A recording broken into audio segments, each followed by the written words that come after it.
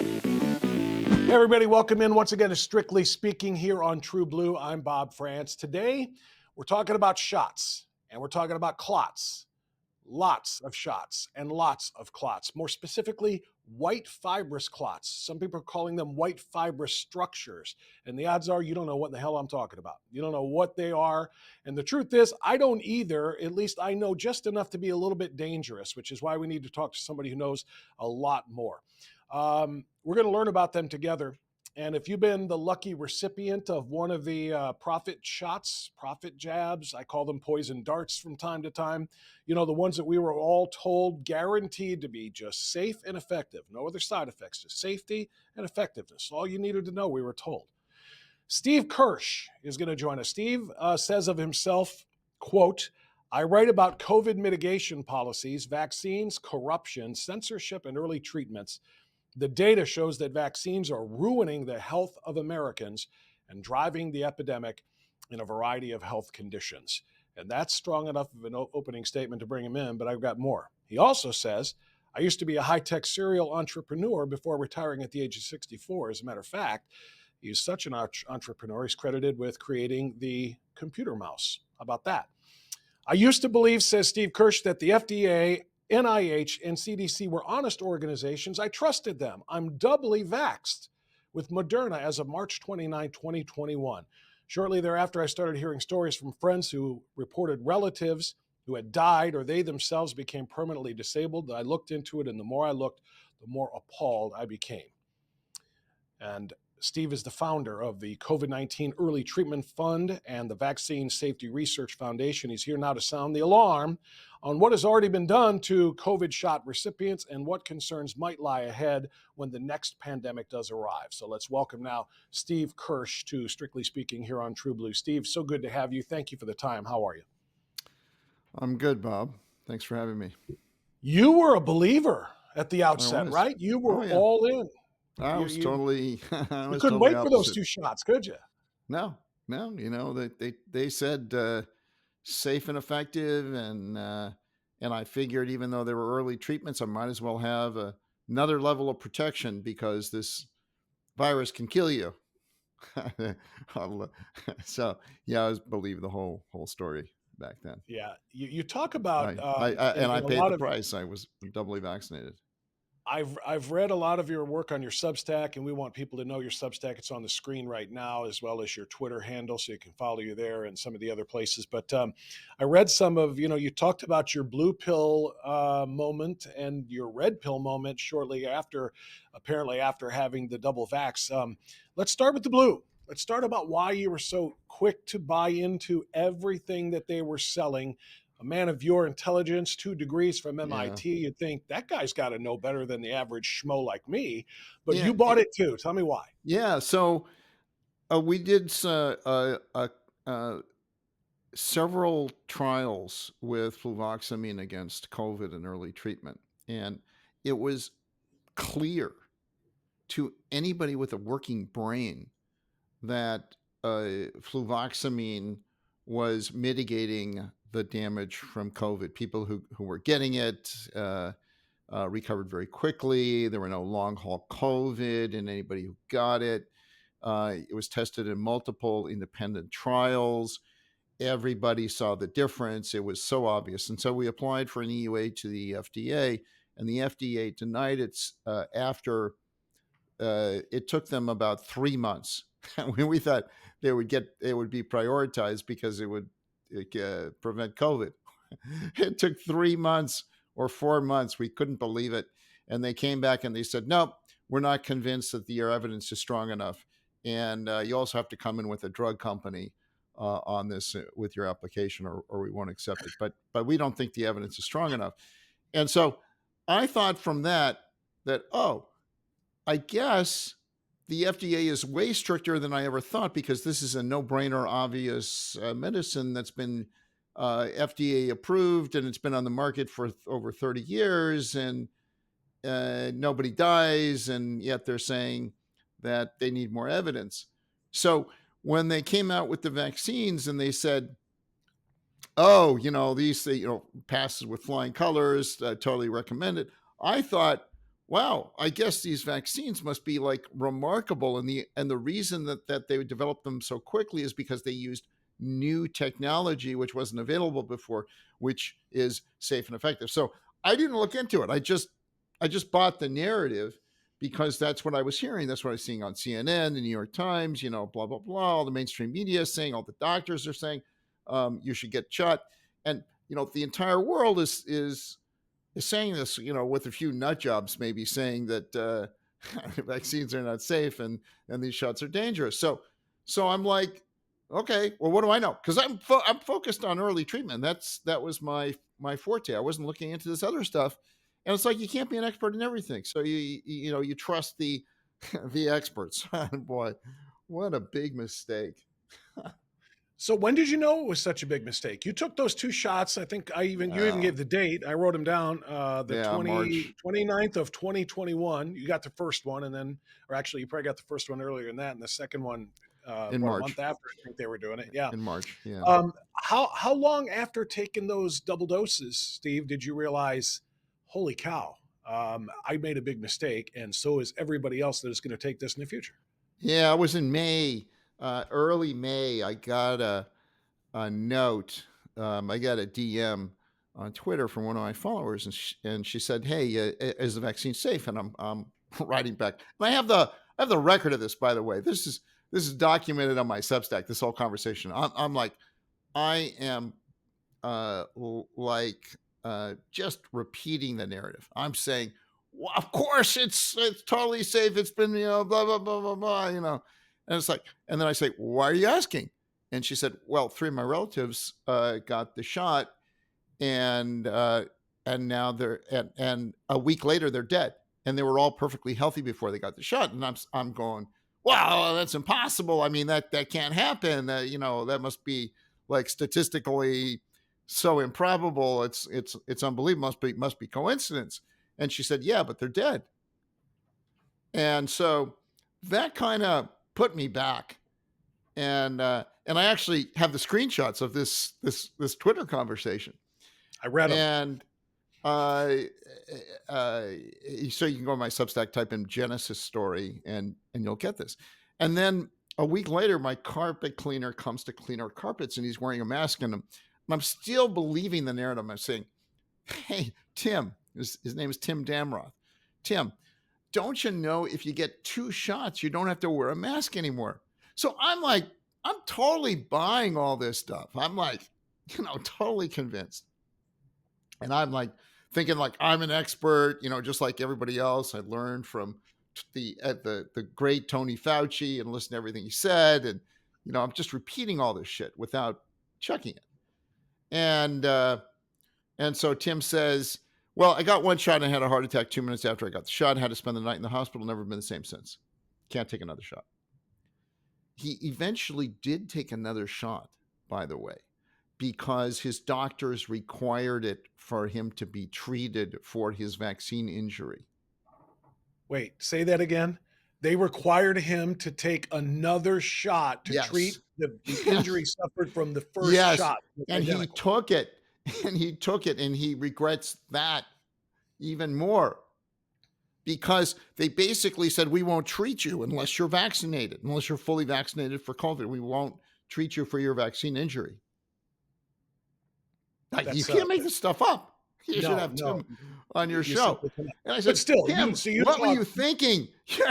You almost died on the first shot and you took the second shot. He said, I had to. I was in such pain that I had to take the second shot to talk to the doctors to get me out of the pain.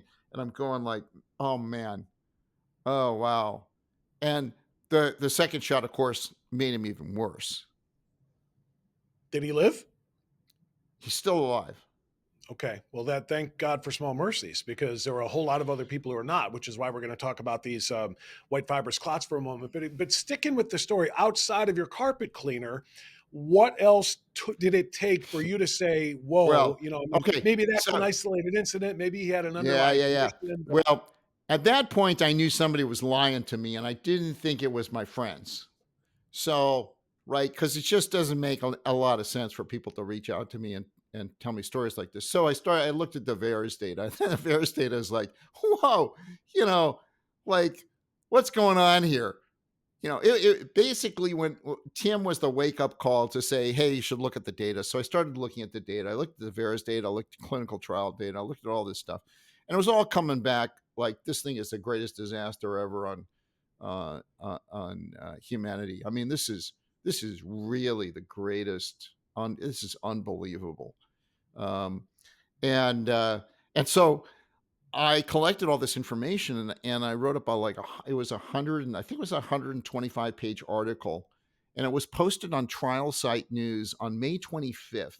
And the title was "Should You Get Vaccinated?" Right, because I wanted to draw in people to Sure. and the whole thing was it was going after Tony Fauci. It was saying the NIH is corrupt. It was saying these vaccines are dangerous. It was saying that you inject it in the arm, it doesn't stay in your arm, it goes everywhere. It can kill you from a whole bunch of different ways. And the data shows that this thing is killing probably one in 1,000 shots. And I may not have given that specific number, but it's basically the whole thing was negative. It's 100. It's at least 100 pages long. I mean, these are So regular so pages. So I mean, it that was a was long article, and it was super popular. It went viral, and Mhm. then a week later, my scientific advisory board that I hired to advise me on what COVID treatments to fund, early treatments to fund, they all resigned. They said that I'm a menace to society. They never wanted to speak to me again. And that I asked them, was there something in my article that was incorrect? And they said, we never want to speak to you again. So they couldn't identify a single thing in the article that was factually incorrect. They basically said, I'm anti-narrative, and so I must be a fruitcake or a nut job or whack job or whatever it is. And so they never want to speak to me again because I'm endangering lives by saying that the vaccines shouldn't be used. Yeah. And of course, the So reality, they told you a lot of names, and in fact, throw this up there if you would, Connor, the one that's up there right now from MIT Technology Review. Uh, there it is. This tech millionaire went from COVID trial funder to misinformation super spreader. So yeah, you're a super spreader of misinformation. Throw the next one up there too, if you would, Connor. Yeah, this is from McGill Office of Science and Society. Steve Kirsch and the seduction of simplicity. An entrepreneur decided to invest money into researching off patent drugs against COVID 19. Why did that lead him to the anti vax movement? it And didn't. because I don't care to read the entire article, particularly on a live show or show like this, click the next slide because there's the summary at the end. Media coverage of Kirsch's descent into anti vaccine rhetoric portrays an iconoclastic man who shouts at reporters and sends them emails in all caps. It's a real shame. Yeah, And it people are goes on to dying. essentially say you're a Yeah. nut and you somehow, lost all of your credibility. But none of them, Steve, right, were able to dispute any of the findings in your Yeah. article. They just said you disputed the narrative and therefore you've got to go.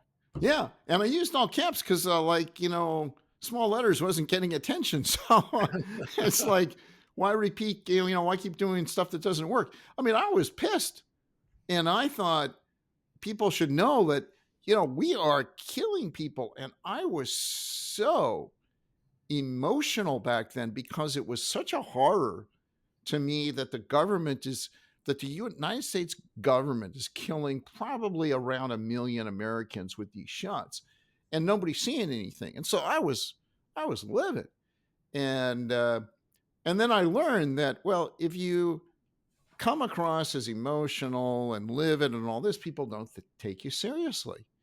Say they think you're a nutcase. So you have to be like super calm about this and just say, hey, the data says that we've probably killed 750,000 Americans since the shots rolled out.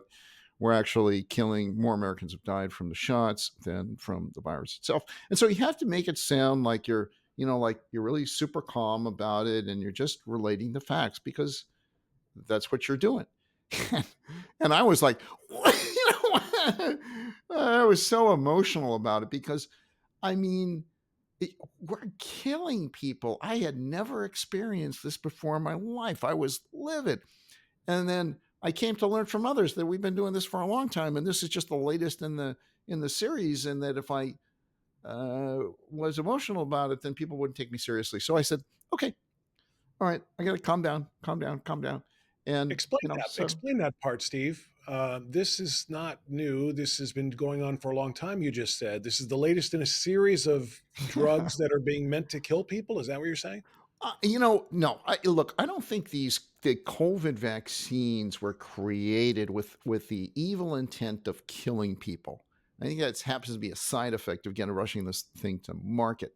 But the virus itself was probably, all the evidence shows that this was bioengineered, and the Defense Department has their fingerprints on it, and they're probably doing it to um, do two things: create an offensive weapon, and also to create an artificial virus that they could go and study for how to um, prevent or people from dying from it. So it's kind of a, let's experiment to find out what the enemy might be using us, so we're prepared. So they're probably legitimate reasons for doing this research, maybe, and that's a whole other discussion.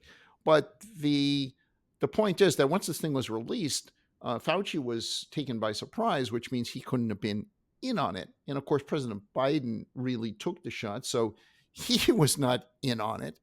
And it seems really unlikely that you Do you think would. he really took the shot? I Oh question that. yeah, yeah, yeah, yeah, yeah, I yeah, mean, I yeah. know He he's took. on TV doing it, but how do I know it's No, not a no, shot? no, no, no, no. No, look, mentally, he declined really quickly after he got the shots, and he also had a peripheral neuropathy, which is a very common side effect from the vaccine. And so, That's and why he in the shuffles. yeah, Is yeah, the doctor report on the peripheral neuropathy says we ruled out everything except for the vaccine, of course. And so it's you sort of put two and two together, and he's promoting the vaccines, and uh, he's his mental faculties declined very rapidly. He used to be um, quite cogent, and got the shots and seemed to be a new man after that. And also the peripheral neuropathy. I mean, that was a clue. I suspect there's more that we're not being told about, but Mhm. I'd be like 99% sure that he got the shots.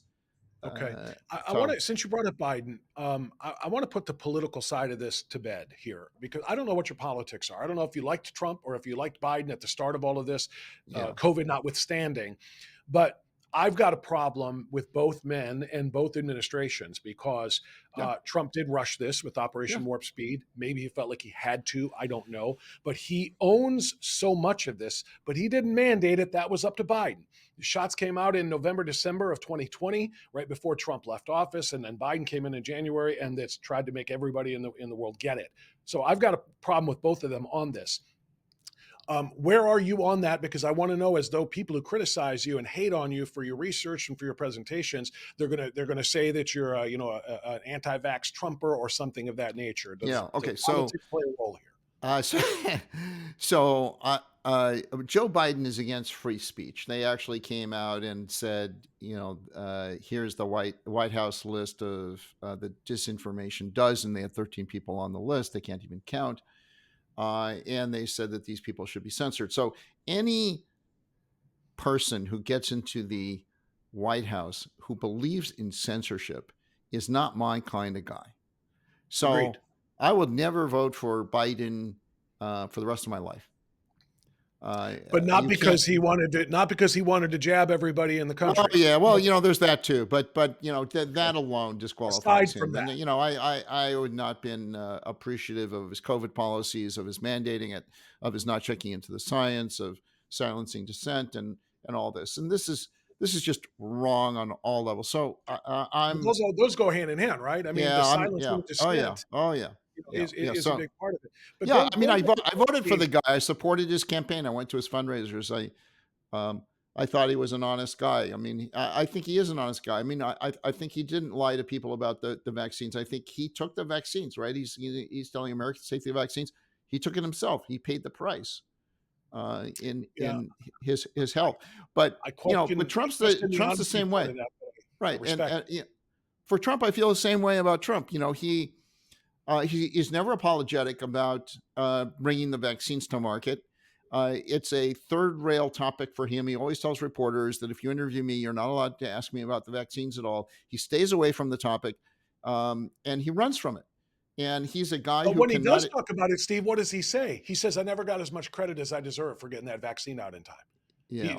He's flexing it in a lot Well, of cases. maybe we should give him more credit for it was his Well, the fault. real question I have for you though is this, because of your, your new discoveries on all these things. There are a lot of the skeptics, the COVID shot skeptics, who say, that Trump rolled, like I just said to you, Trump rolled it out too fast. It wasn't tested. These things are supposed to test over the course of 5 to 10 years, not 9 months. But others say, no, no, no, no, no, you misunderstand. These shots were not created to deal with that pandemic. That pandemic was created to deal with shots, or in order to test the shots that they had been working on for a very, very long time. That this mRNA tech, and I talked to Dr. Malone about how long that had been in play, that this was no leak. This was no accident in that Wuhan lab, that this was being created essentially to put the whole thing in motion so we can see what these things actually do to people on a massive scale. Do you believe that? No, I don't, because the leak that happened. If you look at Fauci's emails that were obtained under Freedom of Information Act requests, it's very clear that Fauci was taken by surprise, that he was unprepared, that he didn't have the ducks lined up. If this was a controlled release, everything would have been lined up. The whole or natural origin stories would have been in place. Everything would be ready. They paint a picture of natural origin. They would have set it off and clearly documented everything. There'd be like all the tracks would be covered, right? You don't do something like this and not do the planning. And it was really clear that he was just taken off guard when the lab leak happened, and to explain it. So and he was scrambling then to get these guys to write a cover story to say that it came down to natural origin. Now, if this had really been planned, all of these things would have been totally prearranged. All the evidence would be there. All the ducks would be lined up. But this was The clearly gain of function research part of that, though, Steve, the is gain of is function research was clearly he knew about it. He knew he was funding it. They offshored it. That part was clearly going on, but it wasn't supposed to leak out. It's supposed to be used as research for both probably offensively and defensively, rather than to try to kill people. And besides, if you were trying to kill people, you would say, "Oh, well, that vaccine will take 10 years," right? So if you're going to kill people with the virus, then just let the virus kill people and don't have a vaccine. Now, what they did is they, well, I don't think they were just trying to kill people with a virus. Like I said, and I don't even know if I think anything. I'm just saying this is what some of the arguments are: is that yeah, this tech had been in development for a very long time, and they were yeah, waiting for the right thing to use it on, and they decided to stop waiting. So here we're going to release yeah, this.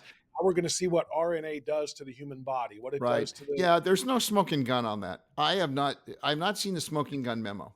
I've not seen the Okay. smoking gun email. I've not seen the whistleblower who says, "Yeah, I was in on the conversations. I need to come clean. I feel guilty." Look, we've had lots of whistleblowers on the Pfizer trials and the Moderna trials saying that these trials were fraudulent. Blah blah blah. The whistleblowers go to the DOJ. DOJ ignores them, but we haven't had any whistleblowers saying, I was part of the meetings. I want to confess. Blah blah blah. You even have people like at the CDC, William Thompson, CDC scientist, who was involved in covering up the link between vaccines and autism. And he was ordered by his superiors at the CDC to destroy all of the evidence linking vaccines and autism and just keep the evidence that didn't link it, and then publish a paper on it, which is what he did. And then he regretted it. It talked to Brian Hooker. Hooker secretly recorded him spilling the beans. And then they couldn't get him to testify in Congress because Congress didn't want him to testify, because they didn't want to make the CDC look bad, because it would then diminish uh, the pristine reputation of the CDC in the eyes of Americans. And so they basically never exposed the corruption. But the point is that when you have corruption like this that exists, you usually get one whistleblower, two whistleblowers, three whistleblowers to come out saying, "Yep, you're right. Yeah, in your speculation, this is the way it works." And we've not seen any of that with the. Oh yeah, this was a plan. We released the virus to create the vaccine to kill people. I mean, the vaccines.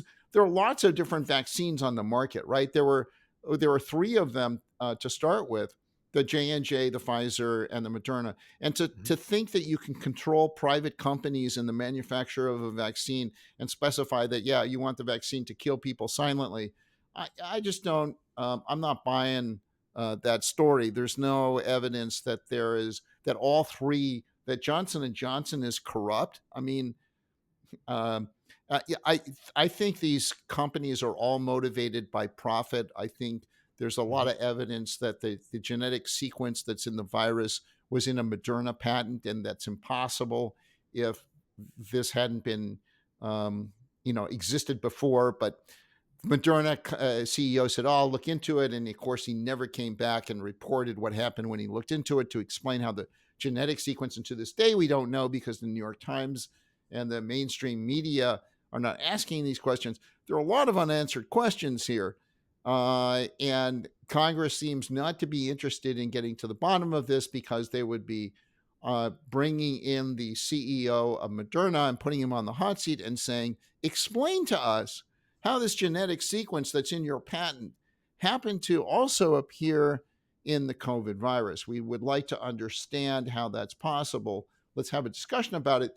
And they don't want to bring up the question. And there's this COVID committee in the House that's headed by this doctor who's completely blue pilled, thinking the vaccines are safe. And this is supposed to be the COVID investigation committee. The only honest person on that is Marjorie Taylor Greene on that committee. And, so she can't get stuff done. She's held hearings sort of that are not, quote, official hearings, where she can compel people to appear. And that's really unfortunate. Yeah, you're right. I agree with that part of it, certainly. Sorry for the long answer.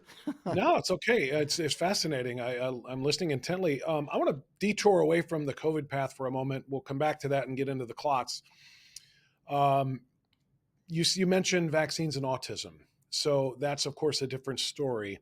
RFK Jr., of course, is widely considered like the most prominent anti-vaxxer, and he bristles at that. He said, "I am not anti-vax. I'm anti this vaccine, and I'm anti," and I'm paraphrasing him, "I'm anti any vaccine that does not go through the peer-reviewed studies and the random controlled trials enough people to know that these are safe or not." And so Yeah. many of them have not been.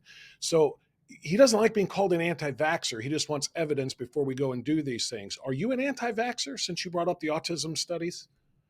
Uh, I'm in the same boat as Bobby Kennedy, and he's a hero. I mean, he I asked him. I said, "Do you have any regrets going from hero, environmental hero, to being this you know being labeled an anti-vaxxer and all this?" He said, "I had no choice." He says when he's confronted with the evidence, he said he had no choice. Which is right. Are you? I mean, it's Are you? the same answer. I mean, I would give the same answer. If he's on the ballot, you going to vote for him? Absolutely. Heartbeat. Okay. No, I Okay. mean, Yeah. he could win this. He could very easily win this election. I mean, he is. There are some polls showing that 34% of Americans would vote for him.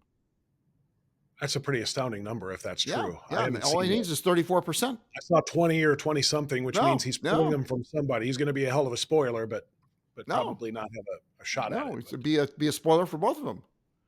okay. Let's talk about these clots now. You did a presentation, you and VSRF, just a few days ago with Major Thomas Haviland, who Yep. lost his job What was he doing? 16 years in the DoD, worked since he retired, 20 years in the Air Force, 16 years working as a contractor. And he refused to take the jab and lost his job. And he set about to prove, I guess, I mean, you know him. I have not talked to him why he was afraid to take these jabs and refused to do this. And he has put together a survey of embalmers around the country, and if not around some of the other parts of the world. I've got the entire thing and the results in my hands. But can you explain this in an understandable way for the layperson, what this shows and how it's applicable to the shots?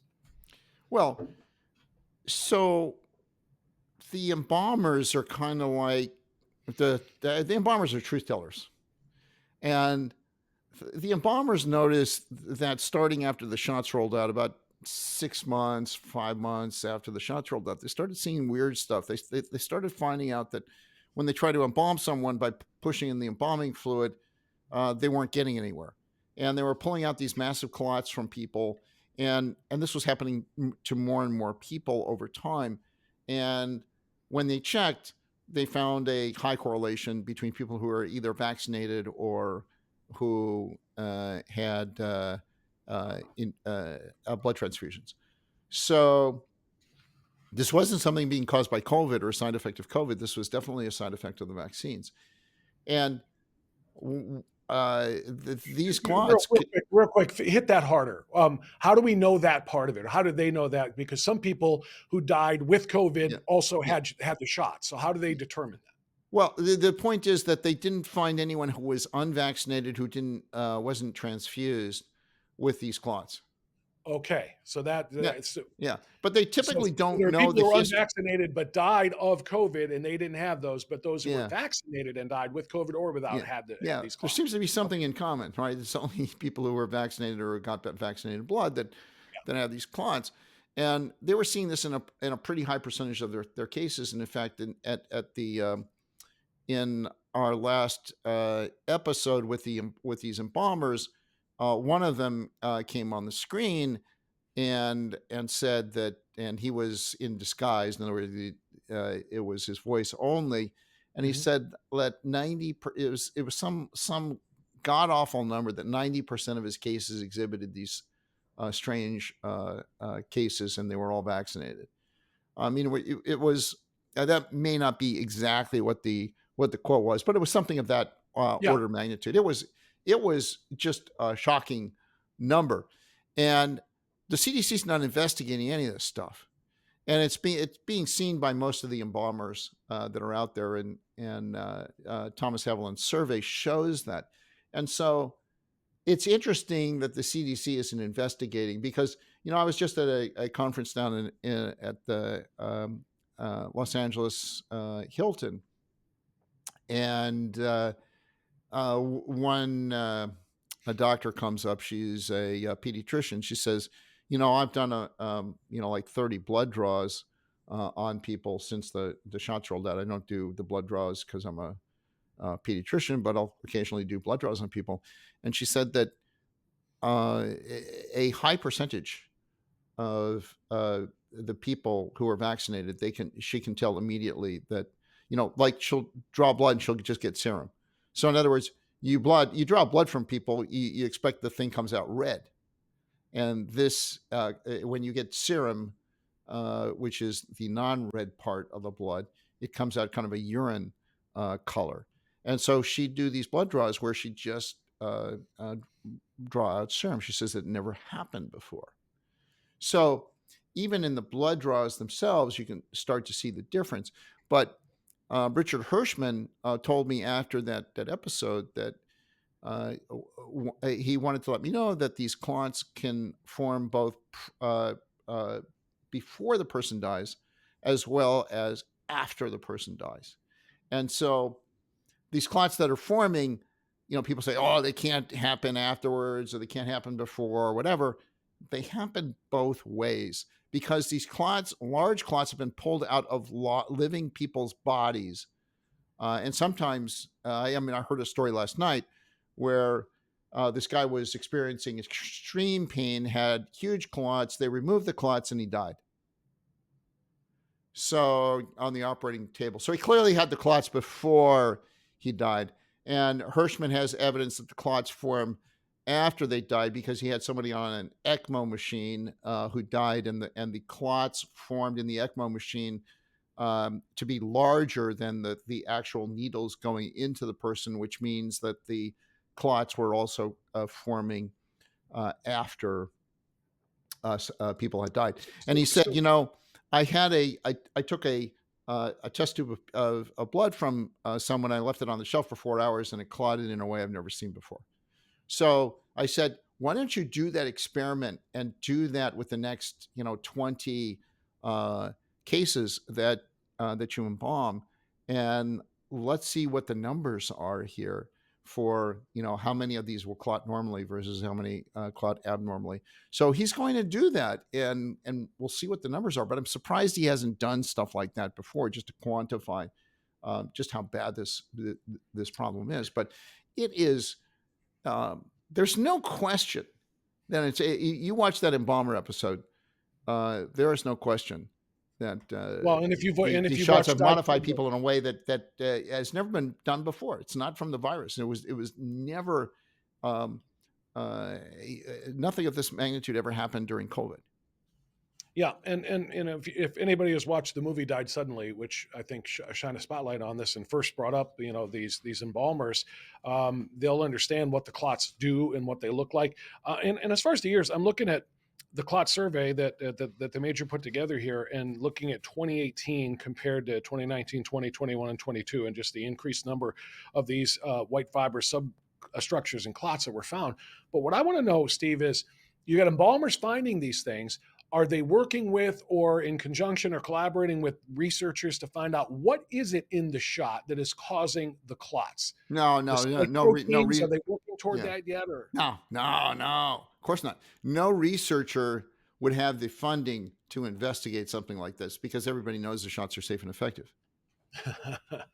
well, I don't know what kind of funding it takes, obviously, but I mean, I know that there are a lot of frontline doctors and some of the best epidemiologists in the world, who know what the damage that the spike proteins are doing, and I would certainly hope that somebody is going to be able to put something like that together to prove causation Yeah, well, between these. yeah, but it seems like there's nobody wants to fund this. If you're a millionaire and you like I know millionaires who or billionaires who realize this is happening, but they're not writing any checks. It's like they want it the problem to solve itself, and they're not opening up their checkbook and writing checks so that we can do the research, like the DNA contamination issue. Right, Mhm. that was 100,000. Couldn't find anyone to fund it. This is It's easy like for me the as a non-millionaire to spend other people's money, but I'm thinking to myself, what yeah. more, what other projects could you do? Could you contribute to the betterment of mankind than find out if these shots, or I mean, we already know, find out how these shots are killing Yeah, I people. mean, they should do they should do a GoFundMe to fund the research. Yeah, maybe that's another way to do it too. Yeah. Um, you said at the very beginning, I think you said 9 million. Maybe I misheard it. In the beginning, we talked about 9 million people killed by the shots. I had Dr. McCullough on, and he talked about how there are far more people who were killed by the shots than by COVID, and he explained how. And then just on my last taping of this show, Steve, I was talking with Patrick Wood about an article that showed a peer-reviewed study, and I don't have the details of the peers or who did this, that the mRNA shots killed 14 times more people than were saved. Now, it's a different comparison, not who killed more, the shots or the virus, but this is when it comes to the shots, 14 times more people were killed after those shots than were saved by those shots. I don't know if you're Yeah. familiar with that, and do you have thoughts on that? Yeah, that sounds that may be a little under the number because the shots didn't save anyone. I don't have any evidence that the shot saved anyone's life. I've never seen that. I've never, How would one measure that? I mean, if somebody took the shot and then, maybe if I didn't easy. have it, I would have gotten Y- COVID. I would have gotten COVID Yeah, pneumonia. easy. If the shots had saved people, so I've got the U.S. Nursing home data that's published by Medicare, and they take all the nursing homes in the United States and they publish here are the number of COVID cases, here are the number of COVID deaths, and So I plotted that on a graph, and it goes down dramatically in January of 2022. The deaths versus number of cases, and so something worked, and it reduces the number of deaths. But it was the variant. It it shifted to the Omicron variant. When Omicron rolled out, Mhm. instantly the ratio between the number of people who died and the number of people who were infected dropped dramatically, or the number of deaths dropped dramatically in relation to the number of COVID cases. It was a dramatic shift. This is what the vaccines, if they saved anyone, this is what you would have seen in the nursing homes. You would have seen, oh wow, cases are up, deaths are like zero, right? Or cases are dramatically down and deaths are even lower. You didn't You're see right. that at all in the Medicare data. And they're like, I don't know, I forget the numbers. It was in the, I think it was like 12,000 of these nursing homes. Maybe it was 5,000, but it was some large number of thousands of nursing homes independently, and so you put all the data together. It's really clear. The signal's really clear. There's no signal. When you give a booster shot to people and you roll it out, the ratio doesn't change. And if anything, it goes up, makes you more likely to die. And there are all these stories of nursing homes where they gave the shots, and after they gave the shots, the deaths skyrocketed. And like there's one nursing home that I heard about where when they rolled out the vaccines, people were called back into work because of all of the deaths that were happening right after they rolled out the shots. And this is in December. This is where people were sent home for Christmas holidays. Hey, nothing's going on, and we're Mhm. going to give these shots so that nobody dies and it'll be a nice, safe Christmas. They were like, hey, emergency, we got to, come back in. And so you look at the stats. They had like at Apple Valley Village, they had like 28 cases of COVID and zero deaths. After the vaccines rolled out, they had 90 cases of COVID and about 30 deaths. After the vaccines rolled out. Come on, Bob. If the vaccines worked, it's supposed to be the reverse. It's supposed to go down. It's not supposed to go dramatically reverse. I mean, this is unheard of. And so I called up Apple Valley Village. They wouldn't return any of my calls. Hmm. I'm hoping to hear the success story of the vaccine.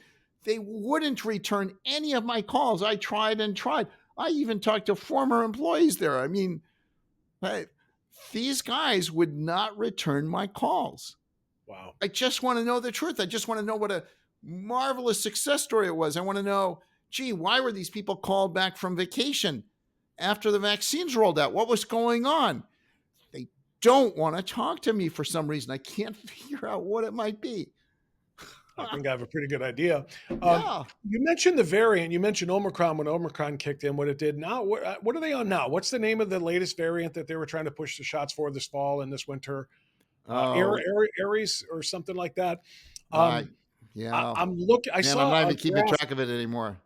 I You're not. saw a graph plotted just a couple of days ago that showed the number of people getting their boosters from throughout 2022 and into 2023, and then plummeting really in the middle of last year to where we are now. So I'm Yeah. wondering, is there a corresponding graph that shows the number of deaths declining, overall deaths, net deaths? Because if the shots were killing people and now people aren't getting the shots anymore, and I mean a precipitous drop off here, I would imagine that the net deaths would be much lower too. Do you know if any of that research has been done? No, I haven't looked at that. I should probably go back to the nursing home data and pull the latest stats on it. Be Yeah, interesting. because that would certainly make sense as far as again looking at cause and effect here. Um, I want to pivot over to something else about this, Steve, because again, people call you names and they call me names, not to the near, because I'm not as prominent on this as you are, and I'm not talking with a lot of extraordinarily important people here, but I get the same things that you get. You are denying all science when you say that the shots don't work, and you are denying science when you say that the masks don't work either. Did you really give an offer to a woman on a flight of Yeah. $100,000 if she would take her mask off during COVID and she Yeah. wouldn't do it? No, she wouldn't do it. Tell me But about that. yeah, but I'm talking to this woman, and she says, we strike up a conversation. I ask her where she works. She says she works at a pharma company, and I said, hey, I noticed you're wearing a mask. And then I said, hey, if I offered you like $100,000 to remove your mask for the duration of the flight, would you do it? And and she said, no, no, no, I wouldn't. And then of course when the food comes, or when the drink comes, then she removes her mask, no problem. Those are the people that crack me up the most. Those are the people, the ones who actually will wear that in restaurants. So now, how long ago was this, by the way? Oh, this was a while ago. I tweeted that out, and I got like 50 million views Of on the that. It of was, that, or 30, maybe it was 35 million views. 35 million views on that tweet. did you videotape your conversation with her, or did you just talk No, about it? no, because that would be a privacy violation. Oh, right. Okay. You So, have to but get it someone's had to be permission to obviously do that on a after, plane. yeah, after they lifted the mask requirements on flights because you were able to do this. So was she your seatmate sitting next to you? Yeah, yeah, yeah, yeah, yeah. So she was probably just terrified that you were sitting, even daring to talk to her without, without anything over your Oh mouth. yeah, yeah, yeah, Yeah. yeah, But why do you think it is? I mean, what is that? I know you're not a psychiatrist or a yeah. psychologist, but I'm just thinking of the psychosomatic nature of so many people who are like, I can't survive on my own. I need the government to mandate something. Make him put on a mask, make me put on a mask, I'll feel safe. Even if the No, science says that, that there's no protection afforded at all by those things. people basically don't look at the science. People basically say, I trust the scientific authorities.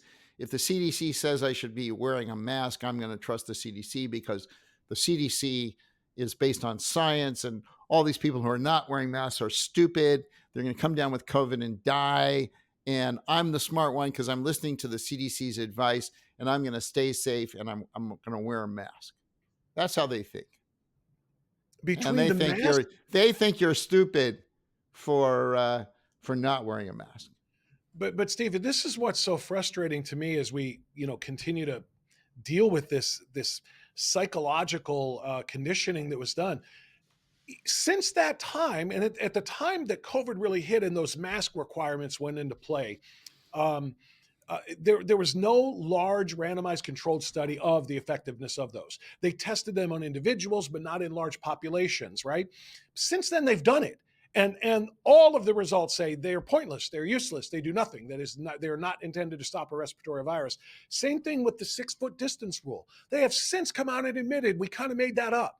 Some teenager actually said that, and it was some theory, and they said, yeah, let's paint little spots on the floor of the grocery store. Don't come within 6 feet of one another. Yeah, And they've they're still admitted that there. all these things They're are in off, and yet here hospitals. we sit. Yeah, and Those little there are still dots. people who buy into it. No, but yeah, and it shows you just how insane people are about this shit. CDC says 6 feet. Bam, must be true. And nobody checks into it. There are no clinical trials that were ever done. Where did they come up with the 6 feet? Nobody even asks. They don't even ask the question like, where is your study on the 6 feet? How do I know it's not 7 feet? How do I know it's not 6.5? How do I know it's not 5.5 feet? Like, how did it come up with 6 feet? Wow, that's an interesting number. 6 feet is that's a round number. How come it wasn't, 3.2 inches, or, whatever? There Where's the was no. study? There's I no. did see a story that said some teenager or some kids actually came up with that. I don't know exactly how. When you sneeze, maybe that's how far the droplets propel or something. I have no Yeah, idea. But they no, no, admitted later on that there was no science to it. It was no, just no, no. somebody's.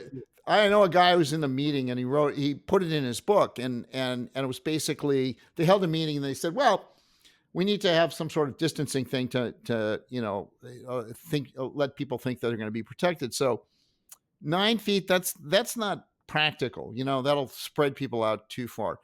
2 feet is not believable, and 3 feet probably not believable either. But 6 feet sounds big enough to be it's like the story of Goldilocks and the Three Bears, right?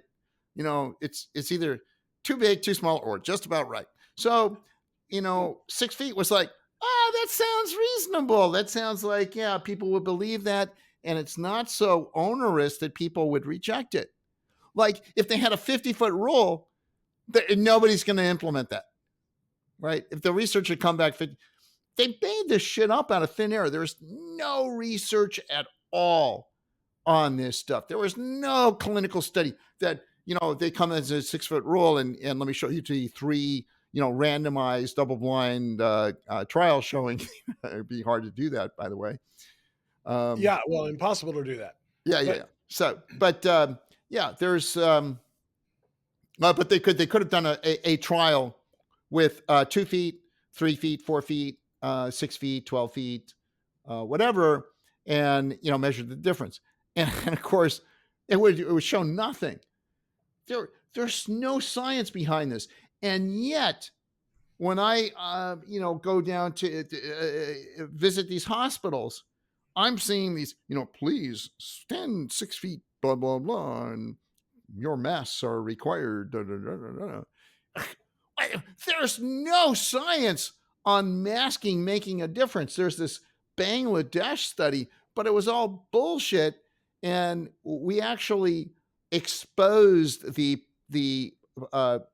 first author. We got the first author to take a video call from one of my friends, and at first my friend played dumb, like he didn't know shit, and he let the guy just babble on, and then it was like, okay, now let's turn up the heat. So you said earlier that da da da da da. Well, can you explain this? Well, and it's that's like, not on my script. yeah, it's like, look, this this trial that they did, it was not a randomized trial. It was cluster No. randomized, which is a big difference. And the statistical significance was zero of the study. The study basically showed nothing. If anything, it showed that masks are a ridiculous intervention, because when you compared two different colors of masks, one was effective and the other one wasn't. Yeah. You're That's how you're measuring dealing with it. noise. Well, Yeah. the other thing So, that really struck me, Steve, is they talked about the spatial separation, the 6 foot horizontal separation from others. But really got me was when they said, if you are out, this is after they let they ended the full on lockdowns and gave you small permissions to go to restaurants based on how many people were there. But if oh, you yeah, were seated, the mask could be off because the virus can't get you. But when you exactly. stand up, you strap that thing on because it's hovering just above your head up here. Apparently, Yep. when you hear those kinds of arguments and those rules put into place, you have to know. Anybody with a reasonable modicum of common sense knows that this is all being invented as you go. Well, of course, because you didn't want restaurants to close and people can't eat with their masks on. So it has to be safe to remove your mask to eat at a restaurant when you're seated down. But if you get up and go to the bathroom, you need to put on a mask. Yeah, exactly. And again, even though you weren't within 6 feet of others, because they had the tables all spaced out. They had the tables more than 6 feet apart, and the walkways and the pathways and so forth were in between those 6 feet. So again, even if you've tried to follow these ridiculous rules, none of them made sense.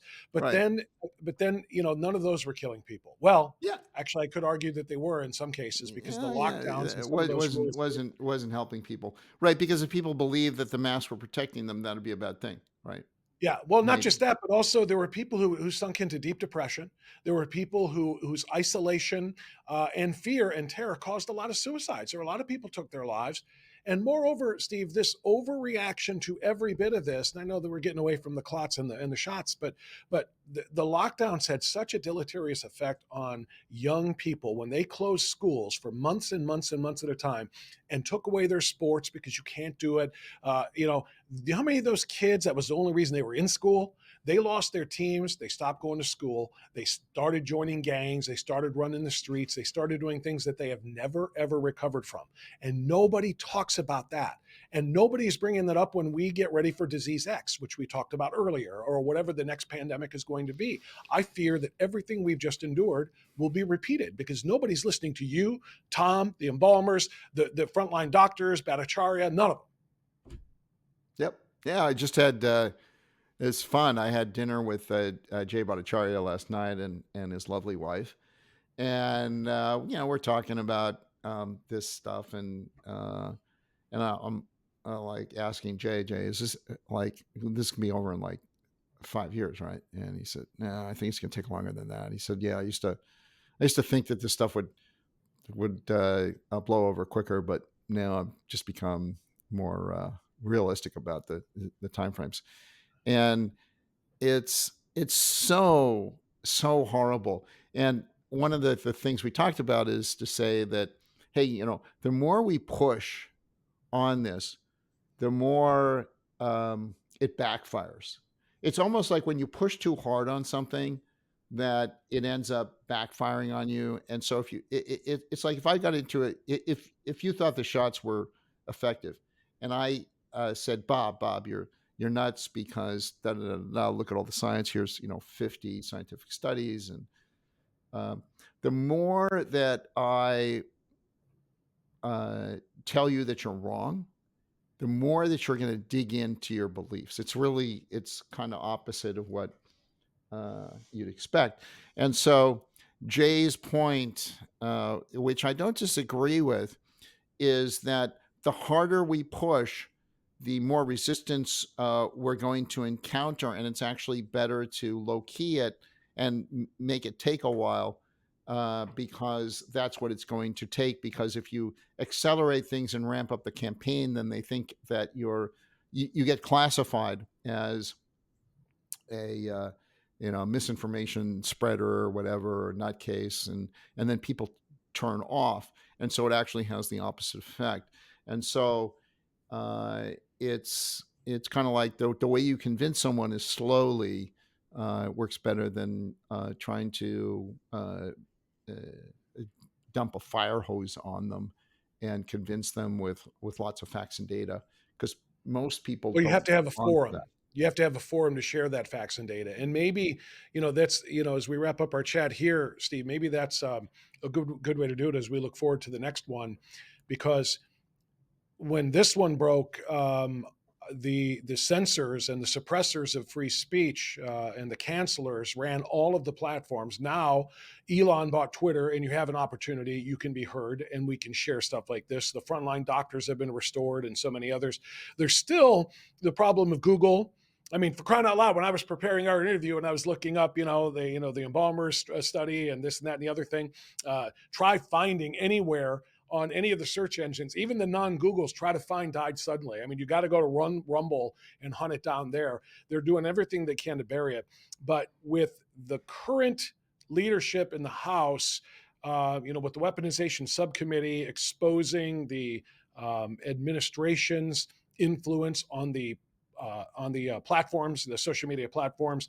If the right people are in power the next time around, starting come November, maybe at least there's a chance that we avoid some of this stuff, right? Because you can be heard, because McCullough and Malone and Bhattacharya and all Atlas and all these others can be heard. At least there's a hope for this one, I guess, right? Maybe. Um, there's always hope. There's always hope.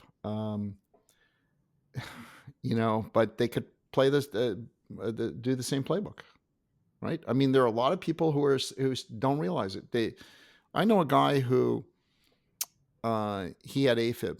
He got the jab, and he had AFib shortly after the jab. I mean, within days of the jab, he had AFib. So the doctors operated on him, cured his AFib, and they said, "Okay, you can take your second shot now." Takes his second shot, gets AFib again, and his son dies. His son is like in his early 20s. His son gets the shot and dies a few days later. This guy is still pushing the vaccine. He thinks that what happened to him is just an anecdote, and that the vaccine saved lives, and he was just an unfortunate victim of numbers. That he was just like, oh, I just got unlucky. It just happened that I got AFib And it after killed my every son. shot. It just And it happened to killed kill my my son. son. Just it was just a random event. He said, I don't want to let what happened to me dissuade anyone from getting these shots that are clearly saving lives. And so he shuts up about it. And because everybody shuts up about it, everybody thinks, oh, there's nothing wrong with the shots. There are no issues at all. Nobody's speaking out. People are afraid to speak out. The doctors I talked to, and including Jay Bhattacharya's wife, who I hope I'm not getting her into trouble, but I asked her, how many of your peers think the vaccines are truly safe versus realize what's going on? She says, I don't know. I'm afraid to ask.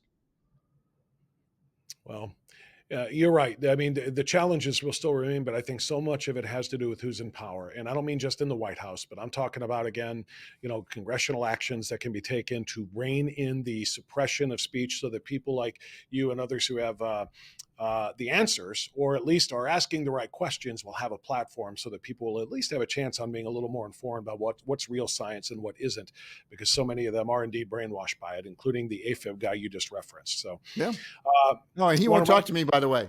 I tried to reach out to him and have a conversation about the shots. He won't talk to me. Well, I'm not surprised. I probably wouldn't either.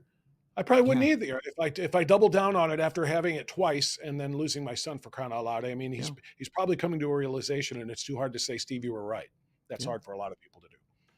Well, want to steer people once again to Steve Kirsch's Substack. It's on the screen right now. So is his Twitter handle right there. Make sure you subscribe to the Substack and follow him on Twitter and learn about some of the things that the quote unquote scientific crowd doesn't want you to learn. Steve Kirsch, thank you for what you're doing. Keep up the great work, particularly with the major and with all of your doctoral friends. And we'll follow you very closely. Thanks so much. Yep. Well, thanks, Bob. That's Steve Kirsch, and that's going to do it for this episode of Strictly Speaking on True Blue. Make sure you share this with the people on your social media platforms, on your email list, whatever it is that you have. If you like what you saw, tell people about it, and we'll see you next time right here on Strictly Speaking.